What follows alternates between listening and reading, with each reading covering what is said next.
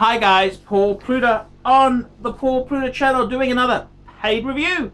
This here is for Alex from Croatia. Thank you very much, Croatia. Hi Archie, I'm a big fan of yours and I need your expert opinion. I'm a police officer from Croatia and soon I'll be celebrating my 30th birthday. So I am thinking the best gift that I can buy for myself is a quality wristwatch which will last and serve me long time and which I can pass on to loved ones once the time comes. I was an astronomer in my younger days and my love for science has always been part of me. So my first choice of a wristwatch is the Omega Speedmaster Man on the Moon. The Moonwatch. I'm wearing the Moonwatch. The Moonwatch. Look at that. The Moonwatch. Halcyon manual wind 1861 movement, leather strap, not steel bracelet because those fuckers from Omega make them in China. Wow! That hasn't been proved. The second wristwatch, which I am really fond of, is the Zenith El Primero Caliber El Primero 400B. Both watches are beautiful and have a long history as well as their manufacturers' brands. I know that you advocate buying used, but right now I'm able to find one of those fuckers brand new and I want to make history for that watch. And I want to make history for that watch, not buy a watch which already has history. I'm going to Switzerland where I have a colleague who knows several respected ADs, so well, try and negotiate some discount. My current collection is one Casio Shitter and a nice Seiko, both of which are gifts for my beloved ones. I've sent you 25 Aussie. I'm eager to hear from you as to which one I should go for. Greetings from Croatia. Croatia. Thank you very much. Okay, I've got to be completely frank and honest with you. I got to be honest and frank with you, Alex. I don't think you can make a bad choice. I really don't think. See, whether you go for the Omega Speedmaster Man on the Moon or you go for a Zenith, I don't think it really matters. If I was to buy one new, I reckon I'd probably go for the Omega. Why would I do that? Why would I do that? That is a very good question. And let's just go over to my watch winder. Look at my watch winder here. This is my watch winder.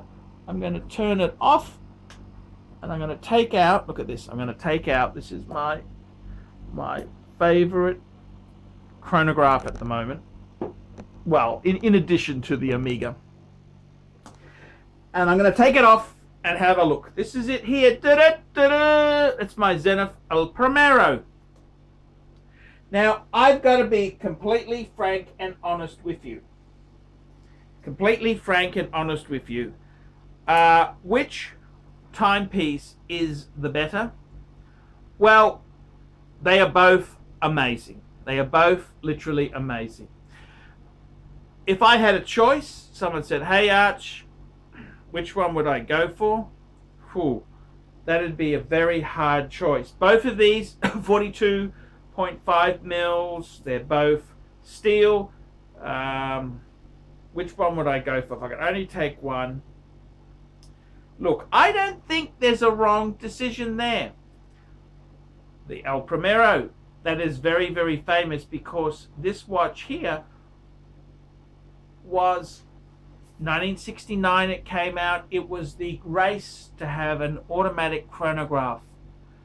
And whether it was Seiko with the 6139, whether it was Hoya with the Caliber 11, or whether it was Zenith with the El Primero, that time and period is a very important time in horology. Then you've got the Omega, 1957, because this is a manual wind. 1957 it came out, the Moonwatch. The Moonwatch. I mean, this is just such a classic, iconic piece. This would be probably a bit cheaper. It'd be a bit cheaper. So if money was a little bit tight, and you were kind of already stretching to go to the Omega, I don't think anything wrong with the Omega. The Zenith itself, I've got to be honest with you, I don't think you will get a bargain price in Switzerland. Now, I know these watches are made in Switzerland, and one would think the cheapest place on earth to buy a Swiss watch would be in Switzerland, straight to the source, but it doesn't work that way. See, the Swiss are really nasty.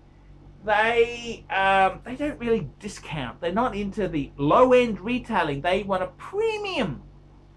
So my advice to you, if you were going to buy it, I don't know if Switzerland would be my port of call. You might get it cheaper in your own country. You can claim the tax back.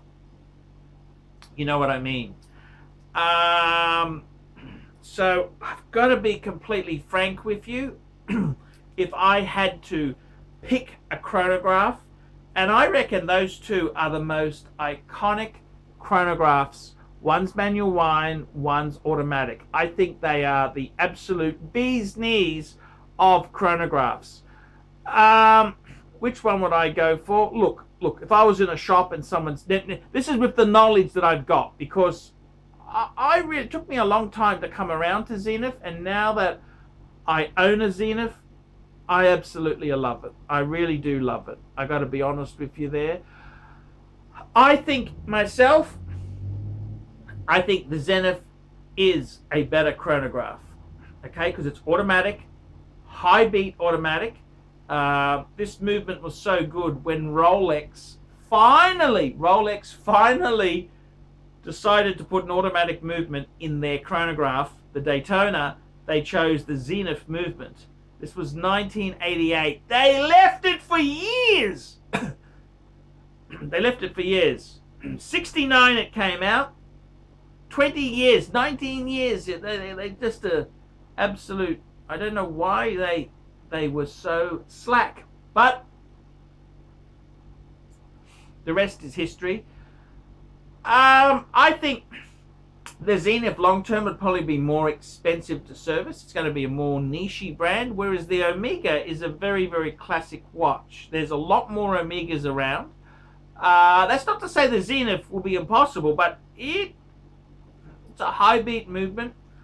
I would probably say the Omega would be cheaper to run. It's a manual wind, so there's, it's not as complicated as an automatic high beat watch. If money was no object, I reckon go for the Zenith.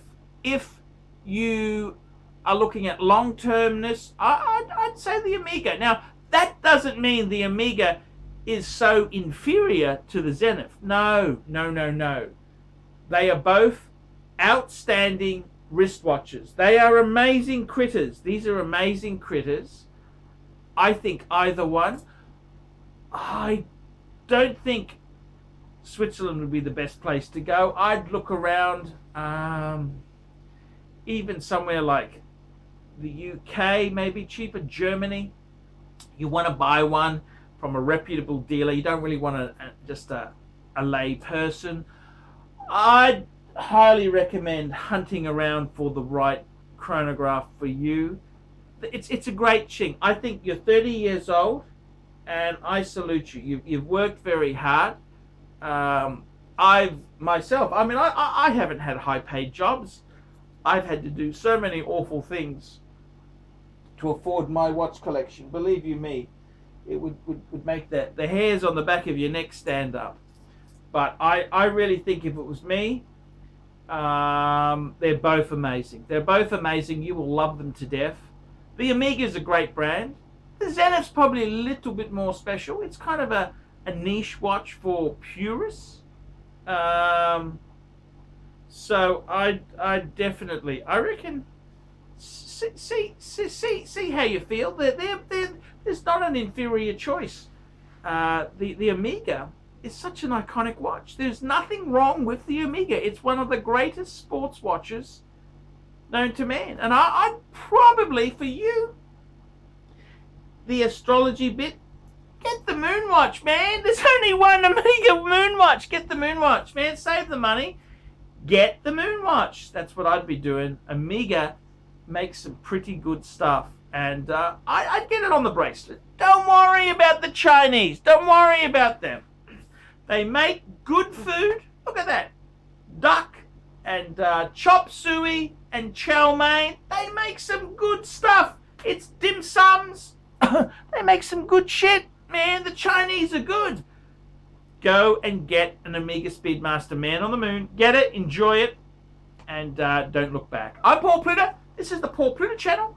Like, subscribe, tell your Amiga wearing friends, and don't forget, a few nasty comments down below, $50 US, and I'll do a paid video for you.